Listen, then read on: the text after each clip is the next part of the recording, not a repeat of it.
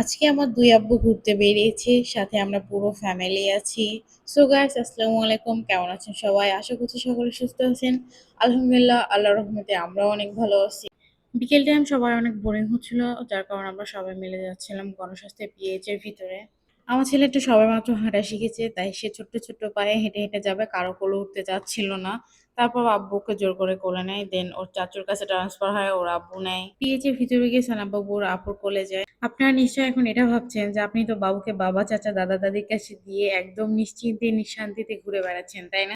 আরে ভাই দাঁড়ান, একদম পেজের ভিতরে এই পুকুর পাড় থেকে শুরু করে ওই যে ও আমার কোলে উঠছে, তারপর গণস্বাস্থ্যের গেট পর্যন্ত গেছি, দেন ওইখান থেকে গাড়িতে উঠছি, গাড়িতে উঠে মাজারে আসছি। এতক্ষণ ও আমার কোলে ছিল, আমার কাছ থেকে যাবে না। যখন আমার হাত লেগে গেছে তখন আমি ওর বাবাকে বলছি নেওয়ার জন্য, দেন ওর বাবা নিছে। তাও জোর করে, ও তো যেতেই চাচ্ছিল না। এমনিতে বাসায় ও সবার কাছেই থাকে, কিন্তু কোথাও বের হলে ও সবসময় আমার কাছে থাকবে।